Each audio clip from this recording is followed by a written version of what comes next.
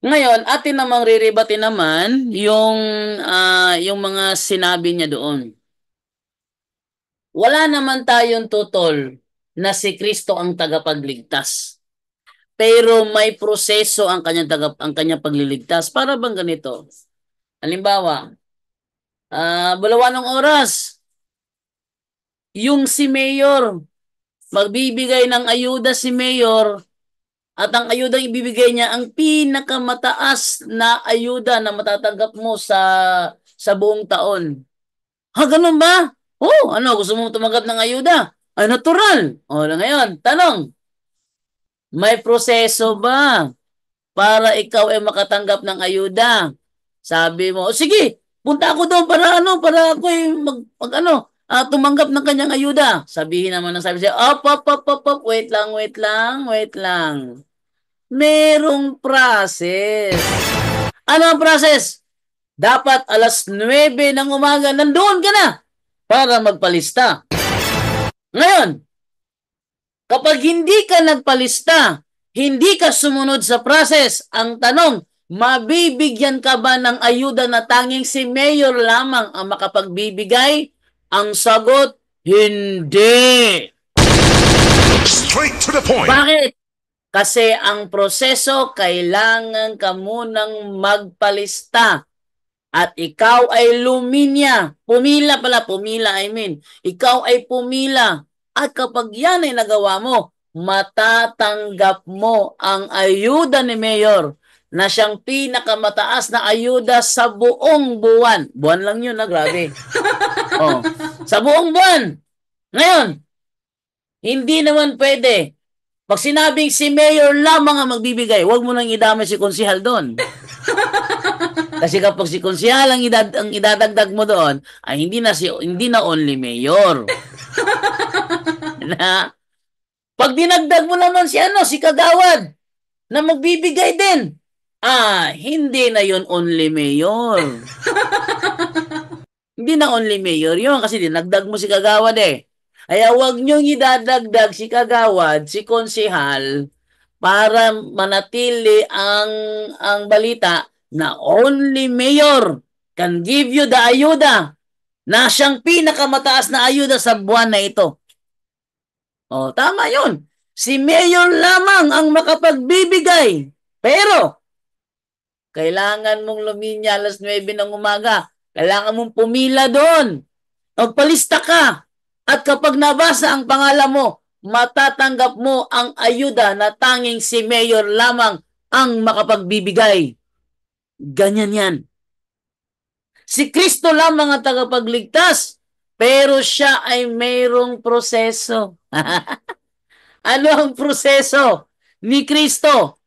Yan ay binanggit ni Apostol Pablo. Sabi ni Apostol Pablo, ating basahin ang sinasabi sa Efeso 5, ating mo nang unahin muna sa Juan, Kapitulo 10, versikulo 16, ang sabi ni Kristo ganito, at mayroon akong ibang mga tupa na hindi sa kulungang ito. Sila'y kailangan din namang dalhin ko at kanilang diringgin ang aking tinig at sila'y magiging isang kawan at magkakaroon ng isang pastor. Ito yung proseso.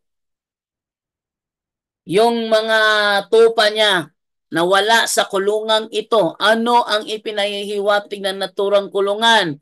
Ang ipinahihiwatig ng naturang kulungan ay ang iglesia. Kailangang umanig ka muna sa iglesia. Isa yan sa mga pamantayan. At pagpasok mo sa iglesia, anong gagawin mo? Diringgin mo ang kanyang tinig. Hindi ka papasok lang doon at bingi-bingihan effect. Di pwede yan. Pag pumasok ka, diringgin mo ang kanyang tinig. Kasi ang mga tupa na hindi nakikinig sa pastol ay hindi pagmamay-ari ng pastor, kaya hindi nakikinig eh. Sabi niya ang kanyang tupa ay nakikilala ang kanyang boses at sila'y sumusunod sa kanya. How about di ka sumusunod? Di ba? Kaya ang pagpasok sa kulungan, sa iglesia, hindi hanggang dun lang. Diringgin mo ang kanyang tinig.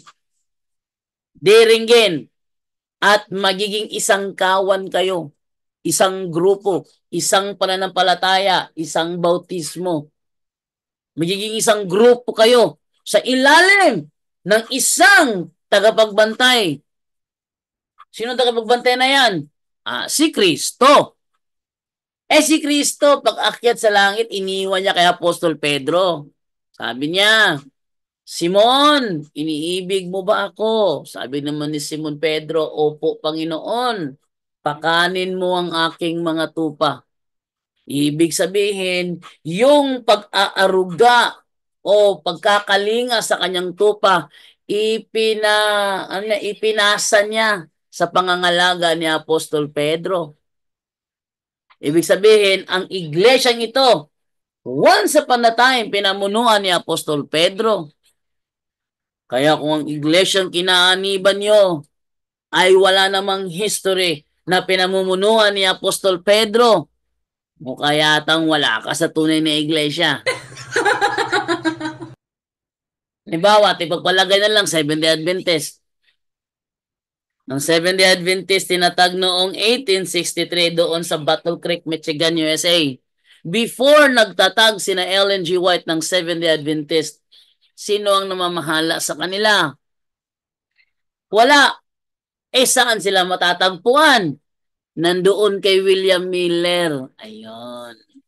Kay William Miller ba? May panahon ba na ang iglesyang pinamumunuan ni William Miller ay pinamumunuan ni Apostol Pedro? Ang sagot, hindi. Bakit? Si William Miller mismo galing sa Methodist. Ang Methodist ba? Once upon a time, pinamunuan ba ni Apostol Pedro? Ang sagot, hindi rin. Bakit? Ang Methodist, galing yan sa Baptist. Okay. Ito nga yung Baptist ngayon. Meron ba silang history na once upon a time, pinamunuan sila ni Apostol Pedro? Ang sagot, hindi rin. Bakit? Sila'y pinamunuan ni John Smith. Si John Smith naman, anong ginawa? Inordinahan ang kanyang sarili para siya makapag-ordain ng kanyang mga pastor. Sa madaling salita, putol. Putol ang inyong authority. Ngayon, sabihin, never in history happens. Tingnan nyo nga, tanongin nyo nga yung mga, yung mga historian, nangyari ba na once upon a time, ang Seventh-day Adventist pinamunuan ni Apostol Pedro? Ang sagot, never. Meron bang once upon a time na ang Millerite pinamunuan ni Apostol Pedro? Never! Meron ba once upon a time na ang Methodist pinamunuan ni Apostol Pedro? Never! How about yung Baptist? Meron ba once upon a time na ang Baptist Church pinamunuan ni Apostol Pedro? Never. Ngayon, how about doon kay John Smith? May panahon ba na si John Smith pinamunuan ni Apostol Pedro? Hindi. Bakit? Ang pinamunuan kay Apostol Pedro na iniwan sa kanya ni Jesus, ang kanyang mga tupa. Sa madaling salita, lahat na nagsasabi na ako'y tupa ni Kristo, dapat naging under kay Apostol Pedro sa panahong yon. Kung hindi ka under doon, kaninong tupa ka? Malaking problema yan. Ngayon, ganyan din yun. No? Kailangan talaga may proseso. Ano ang sabi ni Kristo? Ako'y may mga tupa na hindi sa kulungang ito. Sila'y kailangan din namang dalhin ko. At kanilang diringgin ang aking tinig. At sila'y magiging isang kawan. At magkakaroon ng isang pastor. Ito ba'y inulit ba ni Apostol Pablo?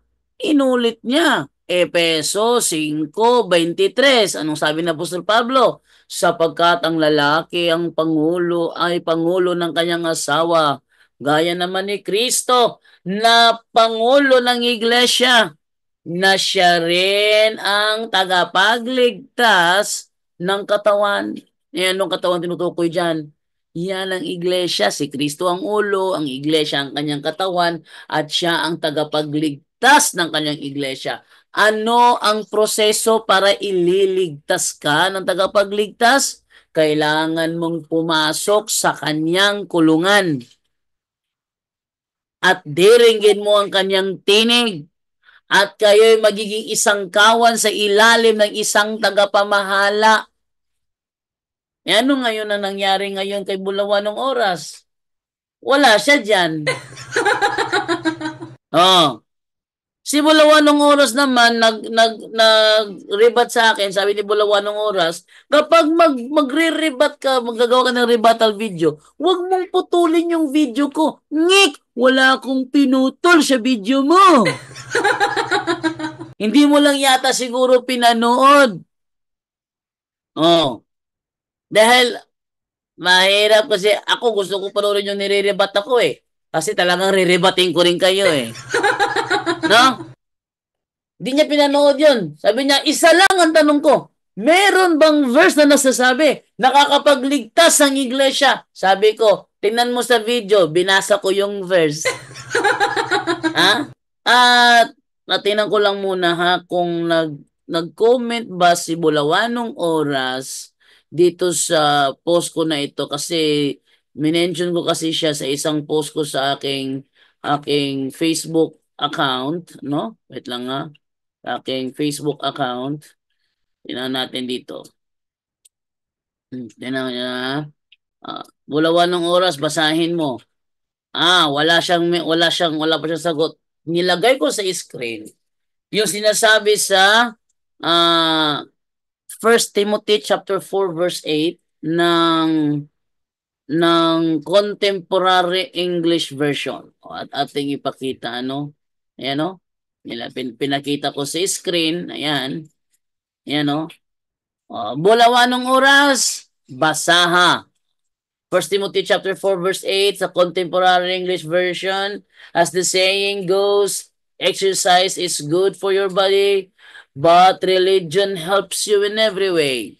It promises life now and forever. These words are worthwhile and should not be forgotten. Ngayon, kung hindi nakakapagligtas, kung hindi nakakapagligtas ang relihiyon, bakit sinasabi sa talatang ito, it promises life now and forever?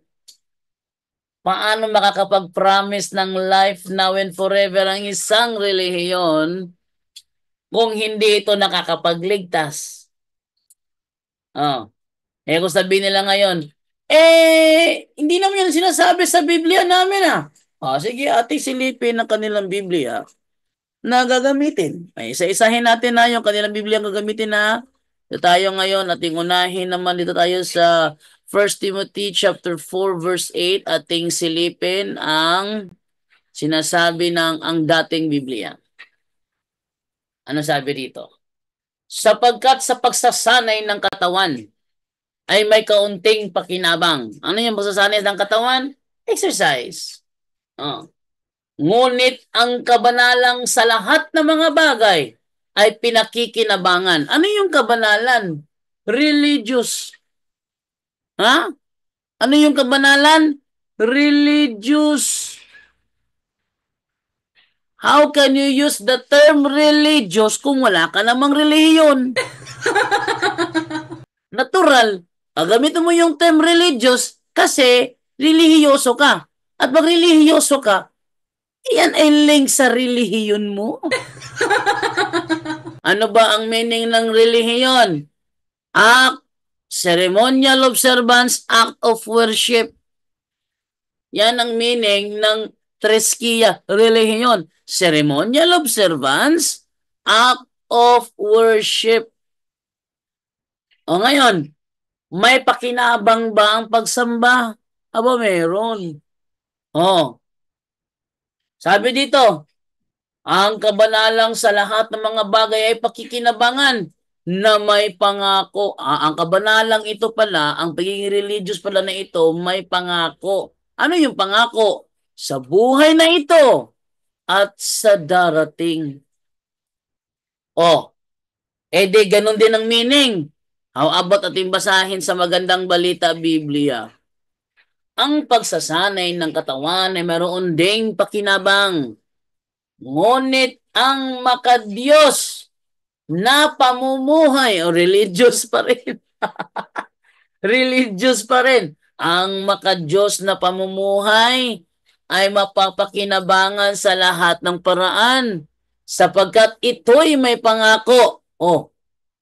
Yung palang pagiging makadiyos na pamumuhay o pagiging relihiyoso may pangako. Ano yung pangako? Hindi lamang para sa buhay na ito ngayon, kundi maging sa buhay na darating. Sa madaling salita, ang pagiging relihiyoso mo, meron pala yung pangako. Ay, ito tayo sa ibang version naman, ibang version. Ang salita ng Diyos.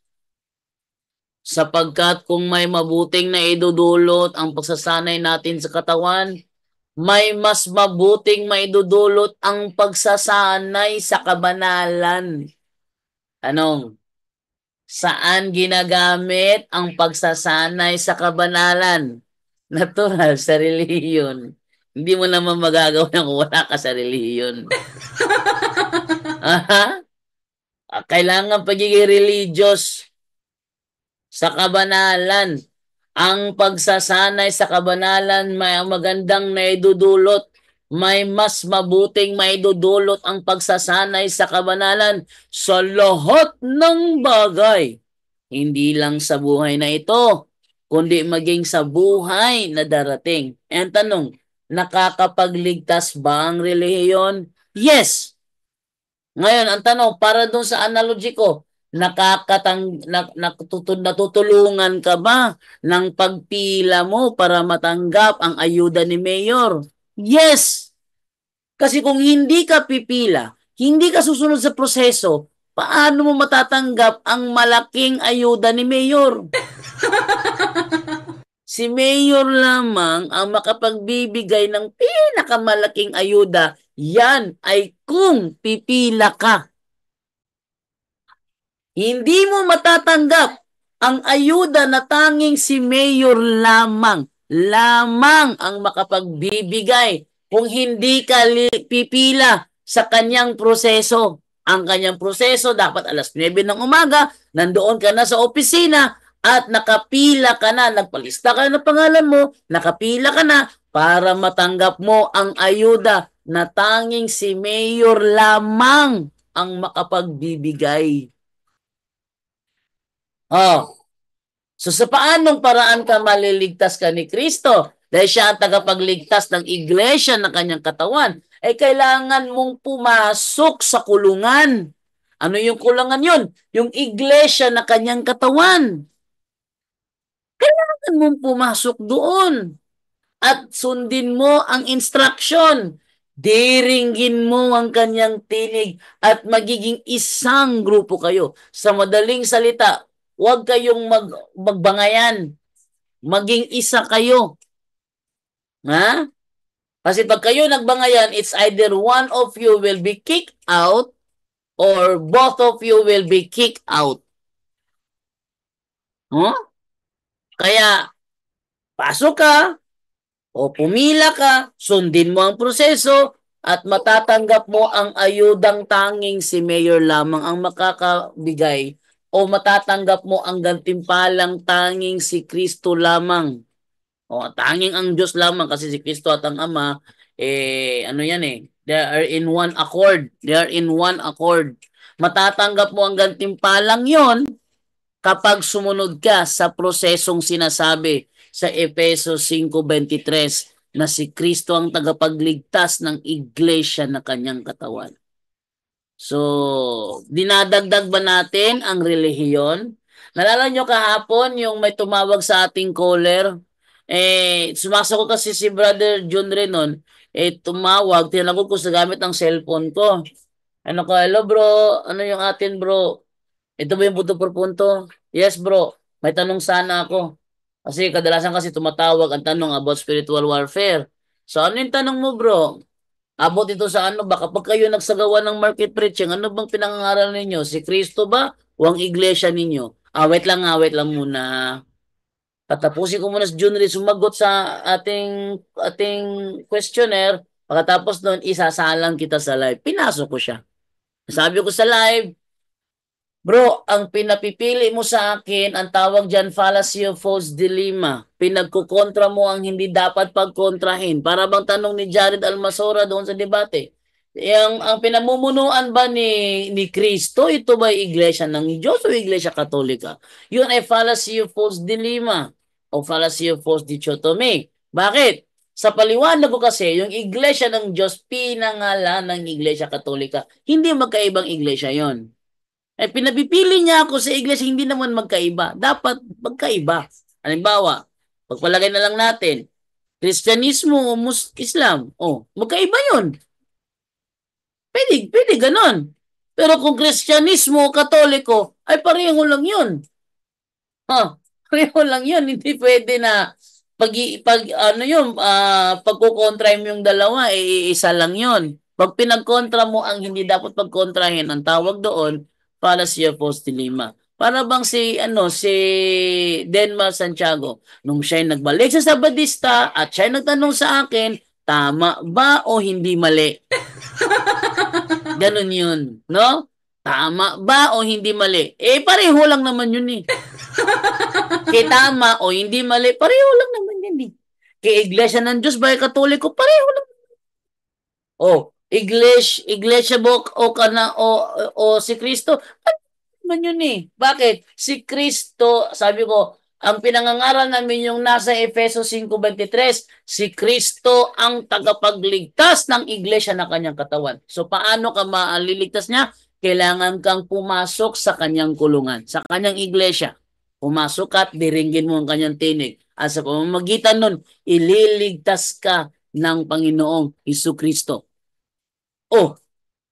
Yung ba salungat sa turo ng Katoliko? Hindi. Hindi salungat yun eh. Kaya, yan ang ating sagot dito kay Bulawan ng Oras at 8:52 na. So atin ang ibigay para sa ating tanungan portion sa gabing ito. Okay, so unahin ko muna yung mga katanungan na iwan sa WhatsApp.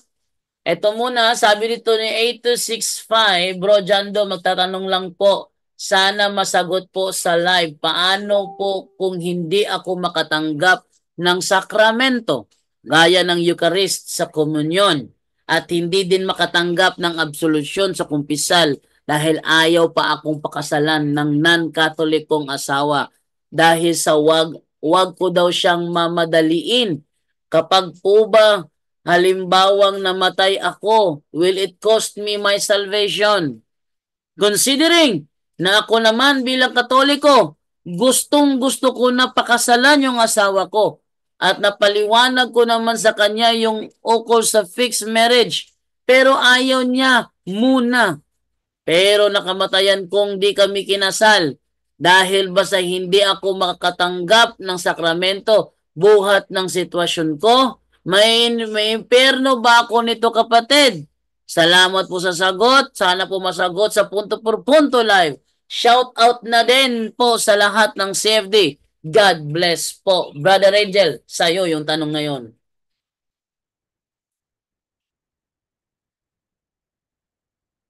Bro, Okay, no? Angel. Medyo mabigat 'yon kasi yun nga sinasabi natin, no? Lahat 'yan sa tingnan natin 1 sa is 53, bro. Tingnan nga Okay, natin yung sa Eucharistia. ate mo nang silipin ang sinasabi ni Brother Wendell sa Brother Wendell, no, Brother Angel 1:53. Ito sinasabi. Sinabi ni Jesus sa kanila, sinasabi ko sa inyo ang totoo, malibang kainin ninyo ang katawan ng anak ng tao at inumin ang kanyang dugo, hindi kayo makakaroon ng buhay na walang hanggan. Yan po nakakatakot sa lalo na sa mga ibang sekta, wala niyan. No? So, actually, nung una yan, hindi naintindihan, pati nga mga apostol, hindi naintindihan yan. Kaya dyan, ang daming tumalikod ng mga alagad ng ating Panginoon Kristo, no? Kumbaga, naakay na nila tumalikod dahil sa mga salitang yan. And then, tinanong niya yung mga apostol, kayo ba rin ay tatalikod o aalis Sabi ni Jesus, saan pa kami pupunta? Sabi ni Apostol Pedro, saan pa po kami pupunta? Nasa iyo na ang buhay. So, kahit hindi nila naintindihan during that time, tinanggap nila yon.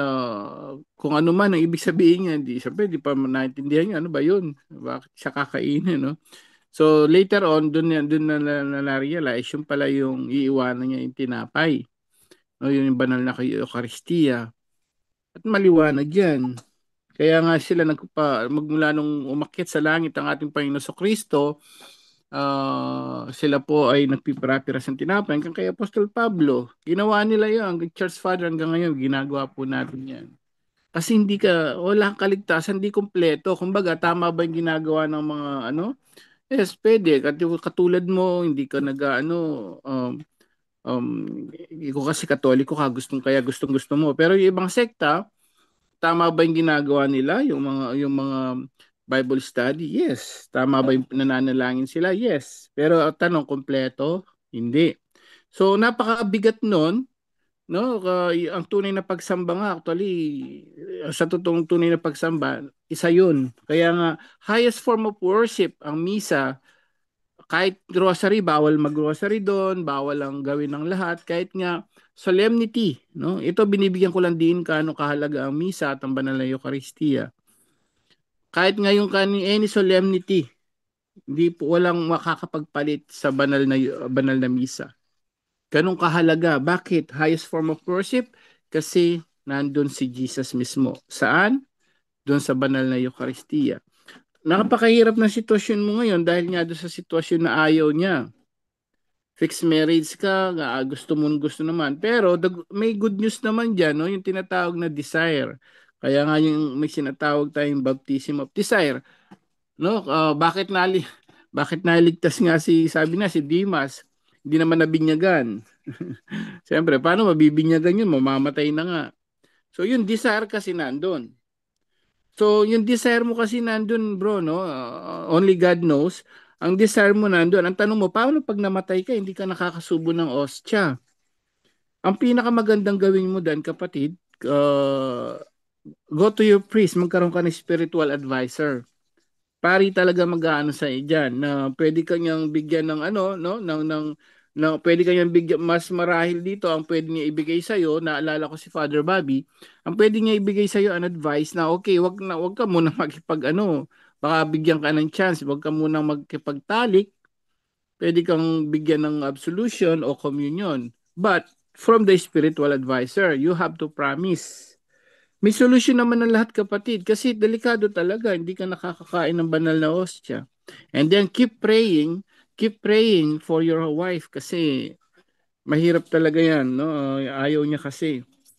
So ang nakikita natin solution diyan, base kay Father Bob, go to your priest. And then sabihin mo yung sitwasyon mo, hindi yung magumpisal ka, ngunit you just have an spiritual advice tungkol sa sitwasyon mo, kapatid. Kapag sinabi niya, sige, ganito yung gawin mo ha, o mas malamang sasabihin niya, wag na lang muna kayo magtalik kasi hindi pa talaga kayo kasal sa sakramento ng simbahan. So yun ang pag-asa natin, kapatid. May chance. Talk to your priest, magkaroon ka ng spiritual advisor. Malay mo, no? Walang imposible sa Diyos. God's works in a mysterious way, lalo na sa mga talagang naghahanap ng katotohanan. Alam niya yung desire mo, tutulungan ka ni Lord. Tama ang ginawa mo, nag-ask ka ng sa punto por punto, maybe ito yung way ni Lord. Just go to the priest and ask for an advice, kapatid. Yun po, Bro Jando. Okay, thank you sa iyo, Brother Angel. Atin mo lang silipin kung may nakaresal ba sa Zoom.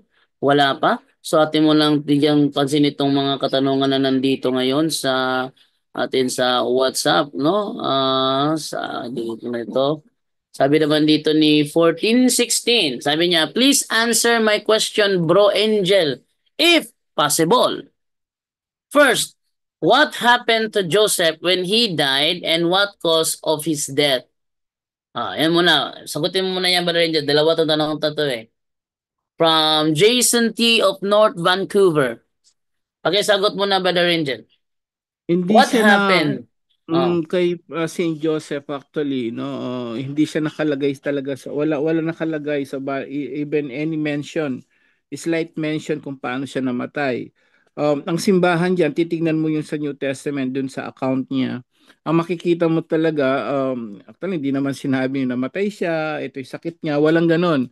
But you can research on the church tradition kung paano siya namatay. But hindi siya minention doon, hindi nga siya nagsalita eh. Wala, yung mga salita niya, buong buhay niya, hindi na mention sa Biblia. Bakit? Ang simbahan ng turo diyan, Saint Joseph, no?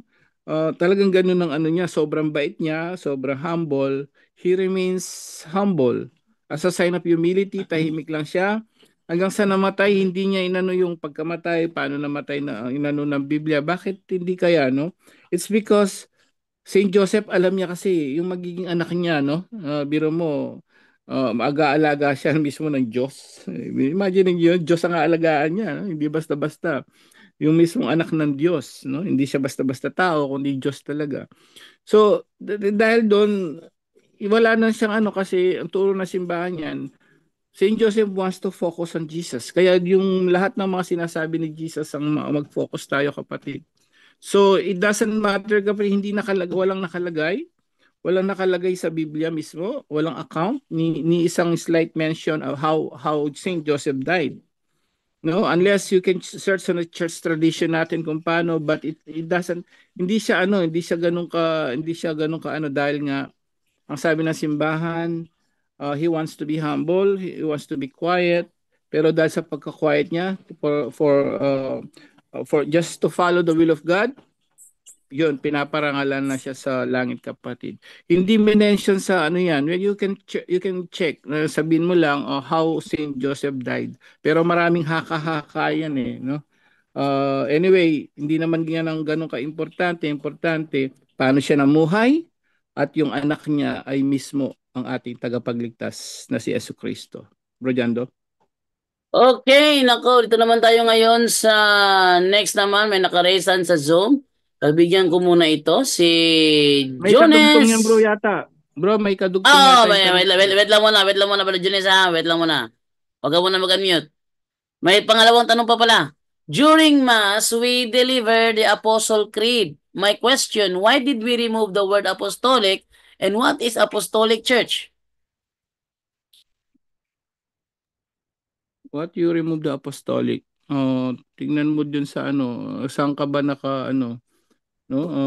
I believe in the Holy Spirit, the Holy Catholic Church, the Holy Catholic Church, the communion of saints, the forgiveness of sins. Bakit inalis ang apostolic? Ano, bakit inalis ang apostolic? Holy Catholic Church, bro, understood na yun, apostolic 'yon. Hindi na kailangan pahabahin 'yon. Bakit apostolic? Because he gave the church to the apostle, as simple as that. Sino ba yung kausap niya yung during that time hanggang sa makapunta siya sa langit, apostol eh. That's why it's an apostolic church. But pag sinabing, even pag sinabi mong Church of God, that's still Catholic Church. Even sinabing Roman Church, that's Roman Catholic Apostolic Church, kapatid. That's understood, no? So the church doesn't need to to complete the name kasi yung that's considered na yun apostolic church yun, kapatid. Hindi na kailangan why they remove, why you need to complete. Katulad lang ng pagsabing bakit hindi nalagay yung Roman Catholic Apostolic Church sa Biblia, ganito ganon. Hindi po ganon. Hindi po ganon simbahan na kailangan niyang buuin para lang maniwala tayo. So, it's understood. I believe in the Holy Spirit, the Holy Catholic Church, the communion of saints, the forgiveness of sins. Still, even though there's no apostolic, that's understood. It was built through the apostle. Yun po, kapatid. Rojando? Okay, ito naman tayo ngayon sa nag-raise hand naman sa Zoom. Balikan din si Jonis Balyador. Brother Jonis Balyador, good evening. Good evening po. Thank you. Bro Angel, follow up lang kanina sa, di ba na-mention mo na yung mixed marriage. Kasi meron akong nabasa dun sa examine your conscience before entering confession. Kasi sabi doon, have you entered the other denominations? So kung alam ba, ibig sabihin doon, pakaintindi ko, kung nakapasok ka doon, naka-join ka no, mga denomination, i-confess mo yun dahil hindi naman in church yun. Pero meron akong naalala noon, kakilala, merong mixed marriage na kilala namin yun. kasal sila sa Catholic, kasal doon sa born again. So ang pagsisimba nila is alam mo, alternate. This Sunday is Catholic. Next Sunday is doon sa relihiyon ng babae. So anong pagkakaintindi po yung mag-inter ng other worship sa other denomination is sin ba talaga yun? Ano yan? Ano yan? Yung pagpasok sa mga other denomination, halimbawa sa simbahan nila, Oh, kasalanan kabay kaya yun o hindi? Brother Angel, pakisagot. Bro Junry, baka pwede na sa iyan para na makapag ano si ano. So, ang tanong mo kasi, mayroong mixed marriage, tama? Opo. Tapos, yung mixed marriage ng dalawang yon, siyempre dalawang denomination yon, one Catholic, one is Protestant. Ngayon, ang tinatanong mo, paano yan? Dalawa ang pinupuntahan nilang simbahan, tama po ba yon? Oo, kasi yun namang sabi ng babae. Alternate sila eh. Oo. So, yun. Ano kaya ang ano mo, Bro Junry, para ikaw naman sumagot, Bro Junry? Tanong ko muna, yung tanong ba niya, yung dalawa nakasal na ng mixed marriage? Oo, Oo kasal daw, na bro. sila. Imposible yan, bro. Imposible yan kasi once ikasal sila ng mixed marriage, meron ibibigay ang simbahan diyan na usual condition na hindi nila pwedeng labagin yan. Ang usual condition yan, yung babae, halimbawa yung babae, mananatili siya doon sa iglesia niya. Pero yung lalaki hindi pwedeng makiisa doon. Isa yan sa usual condition. So ikaw kung isa kang katolikong mananampalataya, pinagbawalan ka na, tapos pinilit mo pa pumunta doon, immortal sin na yun. Magkasala talaga kayo. Kasi isa yun sa usual condition eh. Actually, ang isa pa sa condition yan, yung mga anak nyo eh. Pinakailangan sa katoliko mabinyagan. Ang pinahinturutan ng simbahan dyan na sa part ng katolik, pinakailangan niyang ma-receive yung mga sakramento. Kaya pinahintulutan yung mixed marriage. Pero hindi pinahintulutan ng simbahan na yung katoliko makiisa doon sa pagsamba na ginagawa ng kanyang asawa. No, that is against the faith. Sin against Catholic faith yan. Infidelity. So hindi tayo pwede mamangka sa dalawang ilog. Kung sakaling ginagawa niya yon, di nakasala siya ng mortal sin. Paglabag sa utos ng simbahan, kapatid. Hindi mo pwede yon. Sin against Catholic faith yon, infidelity. Okay. Salamat sa magandang sagot. Kasi ako ngayon, kaya narinig ko kanina sa WhatsApp na question. Sabi ko, meron akong kilala na na mixed marriage. Kasi ang sabi ng babae, may usapan sila. Sa linggong ito, din tayo sa Catholic sa sa next doon naman sa para wala silang away. Hindi naman talaga sila nagkakatalo about sa religion nila sa faith. So ngayon ko lang nalaman na yun tayo. Kasi based doon sa nababasa ko, bago ako mag-commisal, may binabasa ko ng ini-examine ko ang conscience ko, yun na sinasabi, have you entered the other denominations? Kaya yun ang pinaklarify ko ngayon. Ano yung tanong? Hindi, yung kanina inano ko lang yan, clarify ko lang. Kasi tama naman yung sinabi mo na na mali dapat yun na pumasok. Pero ang kwento lang ng buhay nila, sila, nag-alternate. So, ang Kinakailangan, pagkakaintindi mo, kakilala mo ba yun, bro? kilala, pero ngayon, wala na kaming na ngayon, wala nang, So kasi kinakailangan magkakaano. masabihan mo yung kakilala mo ng katoliko, dapat masabihan mo yun na kinakailangan hindi talaga siya makiisa doon sa pagsamba ng kanyang asawa. Sabihin mo, sin against Catholic faith yun, tawag doon infidelity. Infidelity yun, hindi siya tapat sa kanyang pananampalataya. No? Nagsamba na siya dito sa atin, sasamba pa siya doon sa kabila. Kaya nga, kung ang promise ni Panginoong Kristo, basahin natin ba dyan do? Ang Mark 10 ba dyan do? 28 to 30 ba dyan do? Mark 10. 28 to 30. Mark 10, 28 to 30. Okay. Isa to sa usual condition na gusto ng Diyos sa atin. Okay. Ito sabi dito, sinabi sa kanya ni Pedro, paano naman po kami? Iniwan namin ang lahat upang sumunod sa inyo. Patuloy bro, hanggang 30 yan. Okay. Sumagot sa Jesus, sinasabi ko sa inyo ang totoo. Ang lahat na nag-iwan ng bahay, mga kapatid, mga magulang, mga anak, o mga lupa dahil sa akin at sa magandang balita, ay tatanggap sa panahong ito ng mas marami pa kaysa sa kanyang iniwan. Mga bahay, mga kapatid, mga ina, mga anak, mga lupa, pati mga pag-uusig, at tatanggap din siya ng buhay na walang hanggan sa darating na panahon. Maraming salamat ulit dyan. Yun ang gusto ng Diyos sa atin. Iwanan natin ang lahat. Huwag lang ng ating Panginoong Kristo. Tayo baliktad eh. Di ba? Iniwanan natin si Kristo, sinamahan natin yung ating asawa. Sabi ni Kristo, kahit pamilya mo pa yan, iwanan mo yan, dito ka sa akin. Tapos tayo, dahil mahal lang natin si girl, bahala ka na Lord, pag-anuhan mo na lang ako, pagpasensyahan mo na lang ako. Hindi, ganun, hindi yun ang gusto ng Diyos. Tingnan mo sila Pedro, sabi nila, iniwan namin ang lahat. Sabi ni San Pedro, para sumunod sa iyo. Anong sagot ni Panginoong Kristo?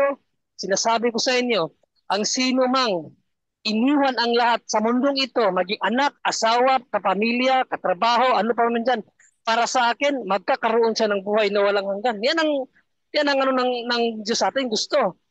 No, hindi naman yan totally talaga na ano na natin yung pamilya natin na yung bang tawag yan, i-abandon na natin yung pamilya natin. No, hindi. Ibig sabihin, in decision making, always God's first. Di ba? God's first muna. Kasi yun nga sinabi sa pinaka dakilang utos eh. Sa Barijando 12, Mark 12 Barijando, 38 to 40 bro. Mark 12:38 to 40. Okay, sabi ganito. Kahit yung ano lang, kahit yung 38 lang or 30 to 39 lang. Okay, sabi ganito. Sinabi pa ni Jesus sa kanyang pagtuturo, mag-ingat kayo sa mga tagapagturo ng kautusan. Mahilig silang mamasyal na nakasuot ng espesyal na damit at gustong-gusto nilang batiin sila at igalang sa mga mataong lugar. Mahilig silang maupo sa mga upuang No, pandang... bro. No, hindi yan. 12, 28 yata rin. 28 to 29. Yung 28 nga. 12, 28, 29. Hindi 38. May isang tagapagturo ng kautusan Ayan. doon na nakikinig ng pagtatalo nila. Napakinggan niyang mahusay ang sagot ni Jesus kaya lumapit siya at nagtanong din, ano po ba ang pinakamahalagang utos? Sumagot si Jesus, ito ang pinakamahalagang utos, pakinggan ninyo mga taga-Israel. Ang Panginoon na ating Diyos ang natatanging Panginoon. Patuloy pa bro. Kaya mahalin mo ang Panginoon mong Diyos ng buong puso, ng buong kaluluwa, ng buong pag-iisip at ng buong lakas. Ibig sabihin, una talaga ang Diyos kapatid. Yan ang pinakamahalaga. Dakilang utos yan. God's first.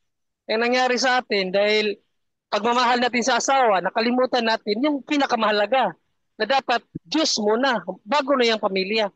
So nagkaroon ngayon ng competition ang ating pagmamahal. Kaya hindi talaga pwede yung kapatid. Sabihan mo yung sabihan mo yung kaibigan mo, be faithful. No, kasi 'yun ang sinabi ni San Pablo na if you faithful to Christ, you will be reigned together with Christ. Sa yung Barijando, to Timothy 2:11 Barijando, pakibasa na. 2:10:11 Barijando. Ikalawang Timoteo chapter 2. 2:10:11. Okay. Dahil dito, tinitiis ko ang lahat ng paghihirap alang-alang sa mga pinili ng Diyos para makamtan nila ang kaligtasang na kay Kristo Jesus at ang buhay na walang hanggan. Totoo ang kasabihan kung namatay tayong kasama niya, mabubuhay din tayong kasama niya. Kung mamatay tayong kasama niya, mabubuhay tayong kasama niya. Ibig sabihin, maging faithful tayo sa kanya, kapatid. Bro Okay. Junri? Yes, Bro bro. Junri, Bro Jando, may na-research ko agad-agad dito sa ano natin, yung turo ng simbahan dyan, Catholic Answers. Actually, pwede pero mayroong restriction eh. Bro Jando, nasa baby face, ano nga, yung ano ba yung side ng Catholic Church sa mga mixed marriage if the husband is Catholic and then went to the Protestant worship. Tignan mo nga dyan, bro. May sagot ang simbahan actually dyan. Hindi Yan pwede yung yan, Brother Angel. Kung paniniwalaan natin yan, hindi ko kontra yan sa doktrina natin. Against Catholic Hindi, faith yan, sa aklat tignan ni nga natin. sa aklat ni Bishop Laramoro, ang pwede lang nating samahan ng mga mahal natin sa buhay na ibang protestante, yung tinatawag na social, social Obligation. Oh.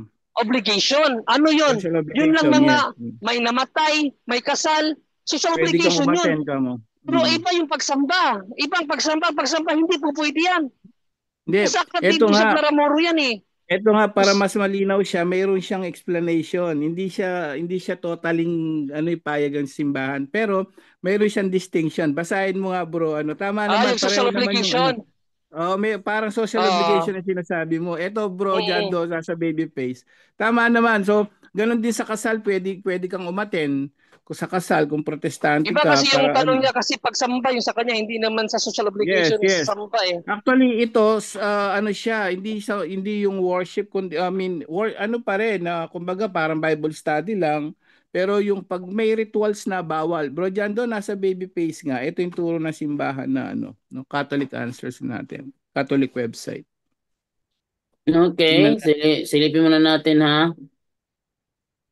Okay, sabi dito. Pareho na ng social obligation lang din may restriction pa rin Para mas Oo. malinaw sa lahat. Oo.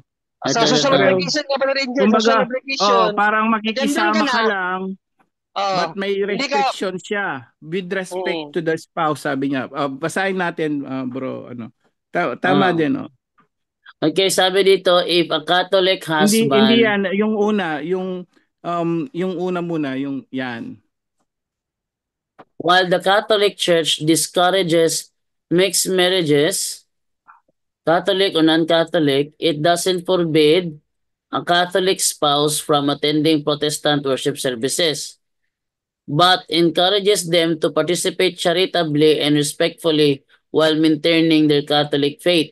Okay, so paano niya ma-maintain ngayon yung Catholic faith niya pero pwede siya mag-participate dun para sa pagsamba nila. Ayun, sa pangalawa bro, ayan yung condition niya. Parang makinig lang sila bilang respeto. Pangalawa bro. If a Catholic Ayan. husband attends a Protestant service, he Mm. can participate in the parts of In the the part. service that celebrate God's word or give praise to Him. Praise But Him. but he should not participate in the Eucharist or other sacraments that are unique to that faith. Yon ang paliwanag. Ganda, no? Tama. So, pwede ka kung mag-worship lang daw siya, praise the Lord siya, magkanta siya, pwede.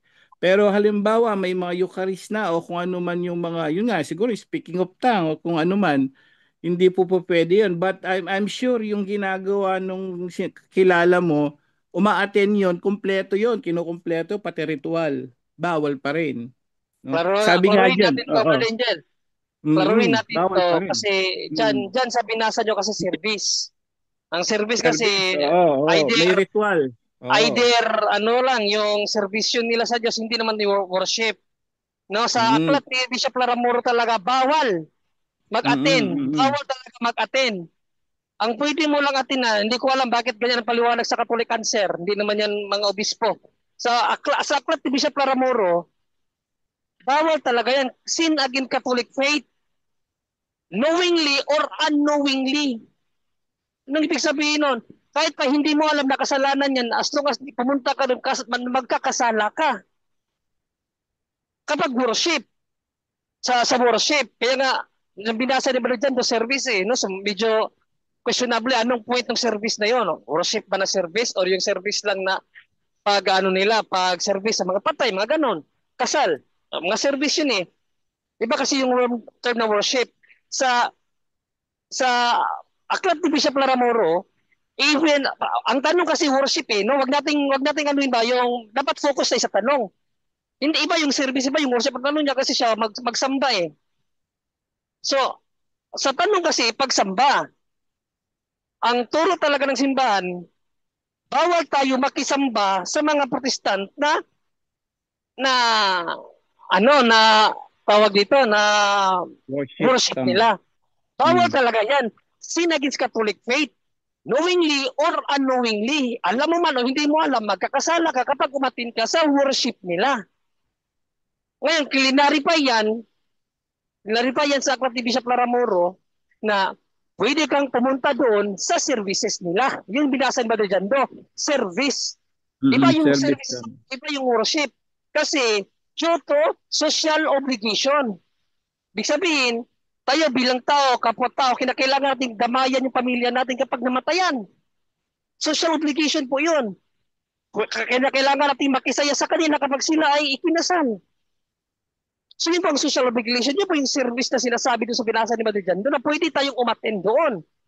Pero may restriction. Ang sinabi doon sa Acta ni Bishop Laramoro, kapag nandun ka sa service, hindi ka pwedeng sumali sa mga samba nila kung mayroon silang gagawin. Pag halimbawa, mayroon silang ritual na gagawin, hindi ka pwedeng makiritual. Kasi magkakasala ka na naman. Ang crisis mo lang doon as your social obligation doon sa event na yun, kung kasal man yan or sa patay man yan, presence mo lang na kinakailangan pakiramay sa namatay or makisaya ka doon sa kasiyahan ng ginagawa nila. So hanggang doon lang ang ating sa mga Protestant. Hindi talaga yung worship. Una sa lahat, magsumagot tayo, kinakailangan yung yung tanong para hindi malito yung sasagot ay yung kinakinig. Service yung sagot, yung tanong worship eh. No? So kapatid, ito talaga ang aral ng simbahan. Pag worship, bawal tayong umaten. Worship hindi service. Worship ang tanong, kaya doon tayo mag-focus. Sa worship, bawal tayong umaten. Knowingly or unknowingly, magkakasala ka niyan ng sin against Catholic faith. Actually, hindi rin worship sa kanila, di ba bro? Hindi na worship sa kanila. Yan sa kanila, parang lang. Walang Bible study lang, walang Eucharistia doon. May fellowship sa kanila, fellowship. Fellowship lang 'yon. So hindi talaga worship. At mas maganda wag na rin nga, tama naman si Bro Jun, mas maganda wag na kung ano yan kasi kung biblically bawal tayong makinig sa ibang sekta, no? But yun nga, yung kung social obligation, parang nakikisama siya sa asawa sa Bible study, praise the Lord. Ang problema nga doon, pwede siyang ano doon, pwede siyang ma-encourage doon. Sabi nga doon sa 1374 ng Code of Canon Law, yung nakikisang-ayon doon sa mga yung mga sumisira sa Catholic Church may excommunicated din. So Code of Canon Law yun, 1374.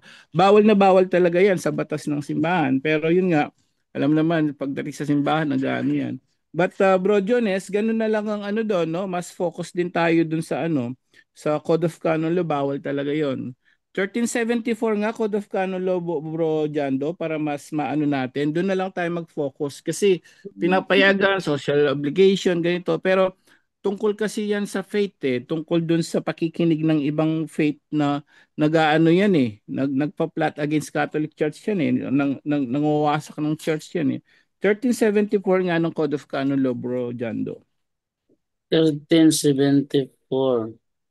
Yan ang tunay na batas kasi talaga, bawal talaga no? Okay, 1074 ng Canon Law. Ito yung ating mababasa. A person who joins an association which plots against the church is to be punished with just a penalty. One who promotes or takes office in such an association is to be punished with an interdict. Yun. So, nagjo-join ngayon yung asawa kasi, who plots against the church. Ano ba ibig sabihin who plots against the church? Sila yung naninira sa simbahan, di ba? So, pansinin mo, pag pumunta si Oo, sumisira at lumalabag, tumitira sa simbahan. So 1374, bawal talaga yan. Kaya lang, yun nga, no, ang binibigyan ng simbahan ngayon, yung latest na para lang with respect, sabi nga dun sa batas ngayon, with respect, join, but don't, if there is Eucharist o yung mga, meron sila kasi yung mga ibang protestante, Bro Diones, meron yan mga kainan ng yung simbolo lang na tinatinapay, may mga ganun yan, rituals.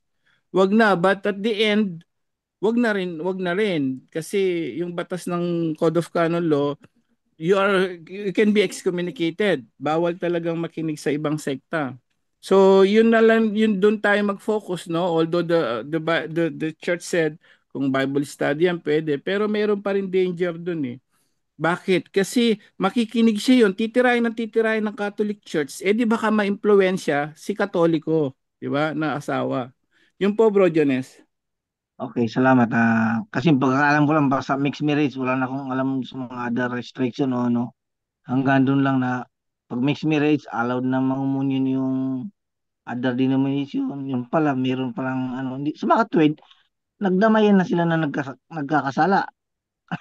Kasi nagano sa, after magsimba sa Hindi. Katolik, Yung protestante, Bro Diones, halimbawa si asawang babae, protestante siya, hindi siya, born again po yung may babae, born bibigyan again. lang siya ng communion, bro, dun sa kasal, no? Hmm. Kasakasal lang yon. But after nun, kapag hindi siya nagpabinyag sa Catholic Church, hindi siya pwedeng mag-communion na kapatid. Hindi. Pwede attend siya sa mass. Actually, lahat tayo, mga protestante, lahat ng protestante accepted sa mass. Open po ang simbahan diyan. Walang restriction, di kagaya ng ibang ano, pag hindi ka Iglesia ni Cristo, di ka pwede diyan. Hindi. Pwede pong umaten, but wag silang magsubo ng banal na Eucharistia. Hindi po pwede si protestante. Ngayon, ganon din si katolikong asawa. Sabi nga, pinapaintulot, dapat bawal talaga. So, wag na lang siyang pumunta ron dahil pwede siyang maimpluwensya dahil sa batas na simbahan, Code of Canon Law 3074, bawal po kasi makikinig siya doon at puro paninira sa Katoliko maririnig niya. Pumunta ka sa MCGI sa dating daan. Konting ano lang yun ha. Halimbawa, MCGI ang asawa mo, pupunta ka ron, Katoliko ka. Konting paliwanag ni Bro Eli noon, konting paliwanag ng talata sa Biblia. Yung 30 minutes no, kung 1 hour yung magpapaliwanag, puro atake na yon no, sa Katoliko. So pwede ka talagang ma-poison yung utak mo eh. Kaya wag na lang, bro. No, pero yung sa protestante hindi siya pwedeng mag-communion. Baka kala mo pwede rin siya mag-communion, hindi kasi sacrilege yun. Bro Jones. Okay, maraming maraming salamat sa marami akong natutunan yung gabi. Pero last tanong na lang po. Yung Lazaro na na-mention ngayon sa gospel reading ngayong araw, tsaka yung Lazarong binuhay ni Jesus Christ, magkaiba sila kasi silang identity o isang person na lang yan? Ano pong masasabi niyo dyan? Ano yun? Hindi masyado maano. Linawin mo nga yung pag ano mo, bro. Yung Lazaro, di ba ngayon sa gospel reading ngayon? Lazaro, Mm. tsaka yung mayaman. Yes, bro. Tapos yung Lazaro na binuhay ni Jesus Christ noon, yung kapatid ng Tres Marias. Magkaibang tao ba yun o isang ano lang? Magkaiba yun. Magkaiba yun. Oo. Magkaibang tao yun. Tsaka yun actually, inalimbawa lang yun sa mga mangyayari sa tao. No? Hindi naman exact nang nangyayari yun, kundi hinahalimbawa yung mangyayari sa tao. No? Kaya nga Okay. pagbasahin mo yun before nun, hindi naman talaga nag-exist yun, kundi yun ay mga sumisimbolo si Lazaro sa mga mahihirap. Di ba? Sumisimbolo yung mayaman na yun sa lahat ng mayayaman sa buong mundo. It symbolizes against, no, hindi sa literal na nangyari yon, but yun ang mangyayari sa hinaharap. So binibigyan tayo ng paliwanag ng ating Panginoon Kristo na ganito yung nangyari, ganito yung nangyari, ganito yung nangyari kay ganito. So pinapaliwanag yung mangyayari for future, yung mga mangyayari sa mga mamamatay na mayaman na walang pagtulong dito naman sa may hirap, kahit gaano ka kahirap, huwag kang gagawa ng ano. So, para simbolo yan para sa lahat kapatid. Yung Lazaro, totoong tao yun. Talagang ano ni Maria at ni Marta yun, kapatid nila, na talagang kaibigan ng ating mahal na Panginoong Kristo. So, yun po yung pagkakaiba, Brother Jones. Okay. Yung itong Lazaro, parable yun eh. Parable ang tawag doon. Yes, Tsaka yung bro. kasalanan doon is sense of omission. Parables na Yes, totoo. bro. Mm. Na pwedeng yun ang mangyayari. Sabi niya, alam niya, Ayan ang mangyayari sa tao. sa tao, o lalo na yung mga Uh, mararamot. Oo, yun, Baka bro. ano, yung kung hindi naintindihan ng iba, yung kasalanan doon is sense of omission ang tawag doon. Kasi sabi rin mga parin na nag-homily. Mabigat yung Maraming hindi nakakaintindi doon. Bakit siya napunta sa Hmm. langit, si Lazaro, bakit napunta sa Hades si ganito. Yun po yung yung naging bulag siya sa pangangailangan ng iba at sa sin of omission. Sabi ni Jesus, malinaw 'yun sa paghuhukom. Kung ano man pag tinanggihan mo itong mahihirap na to, no? Ako tinanggihan mo, no? Kung anong ginawa mo sa kanila, mabuti man o masama, sa akin mo 'to ginawa. Bakit ang katawan natin, ang lahat ng tao, ay yan yung mga ano natin, templo ng Diyos, di ba? 1 Corinthians chapter 3 verse 16-17. At kawangis ng Diyos. So kapag may humingi ng tulong, hinindihan mo at mayroon ka naman, may paglalagyan tayo. Yun po ibig sabihin para sa lahat po yan, kapatid. Okay. Maraming salamat. Praise the Lord at saka magandang gabi. Okay, thank you sa iyo, Brother Valyador. Tingnan ko muna dito saglit, ha? Ha? Sa Zoom tayo. Okay, Valyador. Okay, thank you. So, dito muna tayo ngayon sa sa mga chat naman na dito. Sabi ni 8265, Bro Angel, salamat po sa pagsagwit lang, ha. Sabi niya dito is, Bro Angel, salamat po sa pagsagot sa tanong ko po regarding sa pagpapakasal. Nakahingi na din po ako ng spiritual advice sa pare po na advisor ko po na hindi pa rin daw po pwedeng tumanggap ng mga sakramento ang unmarried kahit di magtalik kasi nagsasama pa rin kayo. Malice will still remain in the eyes ng mga taong alam na nagsasama kayo. Maliban na lang daw kung hiwalay kayo ng bahay. Maaari ka pang makatanggap ng sakramento pero kung halimbawa na makamatayan mo yon, Diyos naman daw po yung nagkakasiyasat ng tao o yung desire na ayusin yung buhay. God can always consider if He knows in our heart that we are sincere and willing to obey Him just like what the unbaptized thief in Calvary. Ayun lang po bro, na-share ko lang po para mabahagi ko din po ito sa iba. Maraming salamat po. Kala ko tanong. Amen. Amen. Praise the Lord. Parehong-pareho, no? Yung sinabi ko kanina, parehong-pareho yon. So, may tinatawag na desire, baptism of desire, gusto magpabaptize pero hindi nangyari. Desire yon. Ikaw ganun din. Tama, yung sinabi ni pare, parehong-pareho. So, mabibigyan ka ng advice, di ba? Sabi ko, anong advice? It's either pwede kanyang bigyan ng absolution pero huwag magtatalik, pero ang advice niya ngayon, tama din, maghiwalay na lang kayo. That's another spiritual advice. So yun po yung sinasabi natin. Ngayon, magkakaroon tayo ng idea. Sa lahat ng mga nakikinig ngayon, ganun ang gawin nyo, lumapit kayo. No, yung iba may advice na na huwag kayong magtatalik eh. Pero si father mo nilapitan niyo po, ang advice niya mas magandang hiwalay. So that's a good advice actually, no? So yun po yung sinasabi natin. Kapag namumroblema po kayo sa lahat ng nakikinig ngayon sa mga ganyang sitwasyon, na paano kayo makapag-communion, ayaw magpakasal ni ganito, ni asawa, ni ano, ask for an advice. Ayan, yan ang nakuha advice ni yung nung ano natin, nung nagtatanong. So, napakaganda nang nangyari sa kanya. Bro Jando. Okay, ito naman tayo kay 4178. Sabi niya, good PM po about sa church mag-attend ng ibang sekta. Pwede po bang pumasok sa kanilang church kapag may patay or kasal sa kanila? Kasi dito yung life ng namatay, kinikwento nila in between sa tinawag nilang mass na parang hindi naman. Salamat po.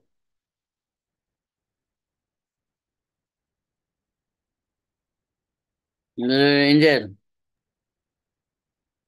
Yun po, yung sinabi kanina, no, ni Brother Jun rin, yung sinasabi natin, ang simbahan po, allowed yan sa social obligation natin. Pwede kang umaten sa kamag-anak mo, protestante man yan, kasal man yan, binyag man yan. Umaten ka lang, pero wag kang sasali sa rituals nila. So wala pong kasalanan doon kapatid, that's ina-allowed po na simbahan yan as a social obligation lang. At sabi na simbahan, wag kang mag-aano sa mga kung ano man yung ritual yun, wag kang sasali, no? At remain, sabi doon sa kanila kanina, no? Remain in your Catholic faith. Yun po kapatid. Siguro, Brother Jando, basahin mo na lang muna yung Sirach City 23, bro. Ha? Sirach City 23. Wait lang, bukas pa ako dito ng Bible Gateway. ng Bible show. Bible show pala. Okay, wait lang muna ha. Ano yan bro? Sirach? City 23. Ecclesiasticus 7:33. 7:33. Ito ang sabi sa Sirach 7:33. Wait lang. Okay. Mali. Yan. Okay, ito sabi. Mas magandang magmagandang loob ka sa mga buhay at huwag mong ipagkait ang tulong mo sa mga patay. So, yan po ang utos ng Biblia pagdating sa patay. Wala pong restriction. Patay. Hindi sinabi, mga Katolikong patay. Patay, general statement yan. Ibig sabihin, sa lahat ng namatay, makiluksa tayo, makiramay tayo. So, pwede tayong umaten ng services na yan. So, yun nga, may restriction. Dun sa binasa ni Brother Jando, pag may mga rituals, wag ka talagang makiisa. Yan lang, Brother Jando. Okay, ito naman tayo ngayon sa isa pa ditong meron pa siyang follow-up. And lastly, pwede mag-sex video sa asawa ko na ibang sekta po siya. Pero hindi active, attend lang pag may patay or kasal. Salamat po. Mother Angel, Pwede mag ano? sex video. Ba't patay? Sex, anong connection ng patay? Sex video ba o Hindi. ano? And lastly, pwede ba mag-sex video siya sa asawa niya na taga-ibang sekta na hindi naman active sa pag-attend sa kanilang iglesia, umaattend lang pag may patay or kasal. Salamat po. So ibang sekta, kung hindi pa rin kayo kasal, hindi sakramento, fornication pa rin yan, kapatid. No? So hindi pa rin kayo mag-asawa, public sinners nga kayo eh. Pakita natin uli sa mga bagong subscriber, bro. Hindi po sakramento 'yan, yung Catholic ano nga, bro, Jando. Ipakita natin Brother uli. Angel, Yes, bro. Brother Angel, kahit sa mga mag-asawa na Hmm. nakasal sa Katoliko, bawal pa rin yung sex Bawal pa. video. Oh, yes, exactly. Lalo na kasi oral sex 'yan, pagtatapon ng onanism 'yan, bawal ang magtapon ng ano. Lalo na 'yon, yung dahil ibang sekta siya. No? So bawal po 'yon. Kahit nga yan, tama si Bro yun, dagdag niya, kahit sa mag-asawa na talagang kasal sa simbahan, kasi nagtatapon tayo ng seed of life. Naalala ko yun, nagtanong kay Father Darwin, hindi ko na ano yun yung masturbation daw. Inano nga ni Father Darwin na hindi daw ano siya, hindi siya mortal sin o ano. Kasi delikado rin yun dahil okay lang daw sabi ni Father Darwin sa masturbation kasi hindi siya mortal sin. Kasi nakakaano doon dahil seed of life yon. So baka mag-masturbate yung sinagtanong si dating MCGI, mahirap din yun. So hindi pwede talaga yun. It's still a consider mortal sin lalo na kung alam niya. And that's seed of life. May full knowledge siya dun eh. Bawal ang masturbation talaga. So hindi ko lang naidagdag kay Father noon, no. So bawal talaga yon kasi sa may nabanggit si Father na okay lang kasi hindi binil sin lang yan, hindi po. So that's seed of life ang tinatapon natin kapag nagma-masturbate. So ganun din sa sex video, online sex sa mag-asawa. You're still wasting seed of life. No, napakahigpit ng simbahan diyan at ng Diyos diyan. Doon sa onanism nga, nagtapon siya ng binhi, pinatay siya ng Diyos. At wala kang mababasa sa Biblia na pwede mong itapon yung binhi. Itapon lang ng itapon. Outside yung puwerta ng babae, bawal nga sa mag-asawa. Lalo na yung online sex. So bawal na bawal po yan, no, kapatid. No? Kung yun ang tanong mo, talagang unang-una wala pa kayo sa sakramento ng kasal. Pangalawa po, kahit tunay man kayo mag-asawa, nagtatapon po tayo ng binhi kapag sa sex online. Napakarami yan ngayon sa buong mundo. Yan ang nangyayari. Sex online na lang na mag-asawa kasi mahirap talaga maghiwalay. Pero ang problema, ayaw po ng Diyos talaga yan. Malaking kasalanan. So kailangan talaga pigil, pigil, pigil. Bro Jando? Okay, ito naman tayo ngayon kay, wait lang ha, sa Zoom muna ako, develop check sa Zoom muna, baka may nag-raisehan. Wala. So ito naman tayo ngayon kay 1012, sabi ni 1012. Good evening po mga pare, kasi dito sir, ayaw na sa akin magpa-confession sir. Pwede po makapag-online confession kay Father Darwin po sir? Kaya ating paano to kay sige, Brother Angel, ikaw muna, Brother Angel. Wala Bawal si na Brother, bawal po wala bawal si na Brother bawal ang Romer online. eh. Hindi, bawal ang online. Naalala ko si Bishop, si Cardinal Ambo, no, nung in-interview siya nung pandemic noon, ganun na nangyari. So, siyempre walang contact noon. Mayroong telephone number sa kanya na kilala sa simbahan, tapos naghihingalo yung di ko alam kung kamag-anak o siya mismo. Ang sabi niya, Bishop Ambu siya no, Bishop pa siya. Pwede ba mag-confession online? Sabi niya ganun. Alam niyo anong sabi ni Bishop? Hindi talaga pwede. Bakit kaya hindi pwede? Kasi may tinatawag na seal of confession. Kailangan walang nakakaalam. Kasi sa social media, pwedeng ma-hack yan. Di ba? Ang dami na hack ngayon. Pwedeng marinig ng iba yan. Hindi mo alam. No? So, pwedeng ma-record yan. Kaya bawal po yung online confession. Bawal na bawal ng simbahan yan. Kasi pwedeng may seal of confession na tinatawag. Malaking kasalanan sa simbahan at sa pari yan. Pwede ma-excommunicate kapag siya tumanggap ng confession sa online. Alam niyo nangyari nung kay Bishop Ambo, hindi niya pinayagan. Later, hindi ko alam kung hours o days, namatay po yung COVID-19 patient. Nakonsensya si Bishop ngayon, Bishop Ambo. Kasalanan ba niya yun? Kasi online no? Online, actually, tinanong niya si Cardinal Tagle mismo. Tinawagan niya kasi mas mataas si Cardinal eh. Cardinal, mayroon ditong COVID-19 na nangihingalo na, gusto magkumpisal. Di ba bawal sa atin? Alam niya, bawal, sabi ni Cardinal, bawal. Pero kung ano yung instinct mo, sabi ni Cardinal kay Bishop Ambo, kung ano yung feeling mo, mamamatay na rin yan. Kung ano yung nasa kalooban mo, sabi ni Cardinal, pinapayagan kita. So, may dispensation na kay Cardinal si Bishop Ambo na magkaroon ng online confession. Alam niyo po yung nangyari nun? Nung naisip niya papayag na siya, wala na. Patay na yung no? So, ang nangyari kasi sa tao, kung saan kailan naghihingalo, doon nagko-confess. Yun nga, nagkukumahog tayong magkumpisal kapag bago mamatay. Pwede ka naman magkumpisal nung malakas ka.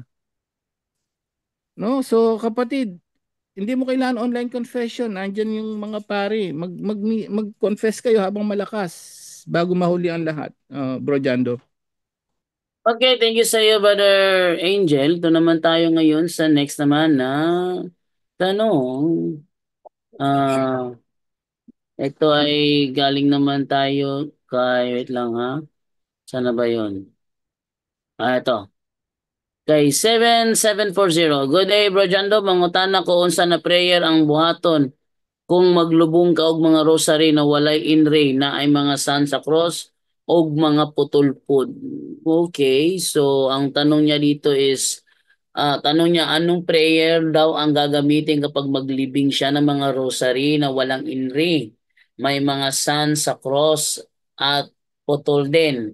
Ang i-pray mo diyan is prayer to break seals and consecrations. Yun ang ipipray mo. Prayer to break seals and consecrations para ano tawag dito? Balindo. Oh, Si Boromir, nung nagtanong ako sa kanya, pwede na daw kahit ilan ng prayer, ilibing mo na lang daw agad. Ibalot mo sa plastic, tapos ilibing mo. Pwede na daw yung kahit i-pray. hindi kailangan talaga bro, bro, Tinanong ko si ma-break. Tinanong ko si Brother Romer niyan, ano i-pray ko po? Sabi niya, hindi na, kahit wala ka nang i-pray dyan kasi ano na daw yan, damage na. Damage pag damage ang reasoning na desecrate na yung damage. Kaya nga, na-secret Oh, na nga. desecrate na. How about yung cross na walang inray? Wala naman sinasabi na damage 'yon. Oh. Parang satanic, ganon. Oh, yung may sons, Oo my nga son, pala. oh. Oo. So Yan, yan, yan, yan. wala namang binabanggit na naputol 'yon. No, yung Mm, putol, okay lang yung tama, ilibing ng tama. diretso. Oh, kasi Tama. once mas ma-deform na yan, ma-desecrate na yan, so kaya nga dito sa amin pag nag-break kami ng ng mga diyan, mga occult paraphernalia is pinipray mo na yung break seals and consecrations bago siya basag-basagin at sunugin. So Oo, pero kasi kung baka yung ma-retaliate, no? kung naman kung basag na talaga siya, dinala, wala na yan. Wala na, Yung desecrated na tanong yun. ko, yung tanong ko kasi kay Brother Romer noon, yung kasamaan ko dito na taga Turkey, Mm. doon siya nagtatrabaho sa sa sulugan. Tas siguro nakita niya yung rosary, Palagi kasi sumasakay sa sasakyan ko yon. Tapos kita niya kasi may rosaryuan ako doon nakasabit sa ano ko, sa sasakyan ko. Tapos binigyan niya sa akin yung rosary na sira. Tapos Ah. nahiya akong ano ako ba na tinanggap ko. Tapos bigla siyang umalis, hindi ko sana tatanggapin kasi nga, baka saan ginamit yon. Ah. Ngayon, nakakonsensya naman ako itapon. So, nilagay ko muna, tinago. So, tinanong ko kay Bro Romer. Kaya ang Mm. sabi ni Brother Romer man, kahit ilibing mo na lang yan, wag mo nang i-pray. Ang problema doon, imbis na ilibing, hindi ko nilibing, doon ko tinapon sa basurahan. Kasi sa Mm. basurahan din naman niya napulot yun eh. Pero hindi ko lang alam kung may kasalanan kaya ako doon. Tingin mo ba dyan doon? Ah, wala namang kasalanan doon, pero kailangan pa rin i-break 'yon para totally mawala yung ano, yung sales and consecration niya. Pero wala naman, hindi naman yata yun ano bro, hindi naman yata yun occultism na rosaryo. Parang na ano lang talaga, nasira na ba? Mm. Tinapon. Tapos ibinigay sa akin. Kaya naman, ang sabi ni Bro Romer, ilibing mo na lang yan bro, kahit hindi mo dasalan. Tapos Mm. sabi ko, dasalan, sige bro, ilibing ko na lang. Pero ang ginawa ko, hindi ko nilibing, tinapon ko sa basurahan. Okay pa rin 'yun. Okay lang yun bro? Oh, basta hindi na magamit, okay lang 'yun. Oo. Basta Okay. hindi na magamit. Okay. So move naman tayo ngayon sa next naman na ano dito is Bisaya po ito. Mahaba-habang Bisaya ito from 7637. Sabi niya maayong adlaw dyan do nangutan ako tungod kay nasubay na nimo ang kasuok-suukan sa Biblia. Og niana wala. Yan lang ha. Og Sir Roy? niana og niana mabutong screen ko patay-patay yung screen ko. Og niana dako kag kahibalo sa Biblia. Dugang paniana giangkon nimo nga kamo ang kamatuoran og natural naa nimo ang Dios. Mao ang kamatuoran ug tungod kay ang kamatuoran makaprove wala koy laing dangpan nga makatubag sa akong pangutana ug dili lang makatubag kung dili makaprove usab. Ug nakita nako nga ikaw ug si Father Darwin ug uban pang kaparehan nimo og religion nga nag-una sa pagpadayag sa kamatuoran nga makatubag ug makaprove sa akong pangutana. Nganong si Kristo man ang sinugdanan ug katapusan. Palihog to baga ug i-prove ihatag ang scientific nga pruweba. Dili ko makadawat nga muingon mo nga walay scientific nga pruweba. Kay lagi ang espiritual ug ang science na usa diha sa hunahuna sa Dios. Kay lagi ang tanan gikan sa hunahuna sa Dios sa ato pa ang scientific ug espiritual nga mga matang wala magsumpaki diha sa hunahuna sa Dios. So tungod kay naaman ninyo ang Dios nga maoy inyong pag-angkon, therefore naapod ninyo ang kamaturan. So palihog to baga og tagay kog scientific nga prueba aron makita gyud nako ang tinuod kung tinuod ba nga naa gyud ninyo o kamo nagyod ang nagdalas kamaturan. Mahaba-haba ito. Okay. Ayan. So, ang tanong niya talaga is, bubulahin pa kasi ako eh. Ang tanong talaga niya, bakit si Kristo ang Alpha and Omega? Yun lang din talaga ang tanong niya. Dahil pang pambubola. Mayroon pang scientific na pruweba. Bro, ang paglalahad ng katotohanan hindi batay sa panukat mo. Okay? Kung sa panukat mo kailangan talaga magkatugma ang scientific explanation ah, ang Biblia sa'yo 'yan. Kasi sa amin kasi ganito, no? Ang sa amin kasing katuruan kasi ganito. Bakit si Kristo ang simula at siya ang katapusan? Kasi buhat pa nung pasimula bago palalangin ng Diyos ang lahat ng bagay, nandoon na siya. Ating basahin yan sa Biblia, sa John chapter 1 verse 1. Napakaliwanag nito. Ano sabi ganito? John chapter 1 verse 1, ang sabi ganito. before anything else existed, there was Christ with God. Ano daw? Before anything else existed, there was Christ with God. That is the reason, kaya niya sinabi, I am the beginning and I will be there in the end. Bakit? Sabi kasi sa Hebreo Kapitulo 13, versikulo 8, ito naman ang sinasabi. Yan. Jesus Christ is the same yesterday, today, and forever. Ano? Ngayon, how about patungkol naman tayo ngayon sa scientific pruweba? O, scientific pruweba naman tayo. Mayroong pangyayari sa universo hindi kayang alamin ng science eh. Yan na. Hindi nga nila ma-explain ng mabuti yung Eucharistic miracle. Bro, yung Eucharistic miracle lang, hindi nila kaya may paliwanag yon. How come na ang ostia nagkaroon ng myocardium tissue? Ba't nagkaroon ng left ventricle? At buhay. Yung nangyari Eucharistic miracle sa Poland, hindi nga nila ma-explain kung bakit paano nangyari kaya na yung ostia, mayroon siyang para bang kung sa welding pa dinugtong yung tubo, mayroon siyang ugat. At yung ugat na yon nakadikit sa ostia. Kahit sino pang magaling sa pag paggagawa ng mga micro technology, hindi nila kayang gawin yon na ang ugat sa puso nakadugtong sa ostia. Hindi nila may paano yun? Dumadaloy ang dugo.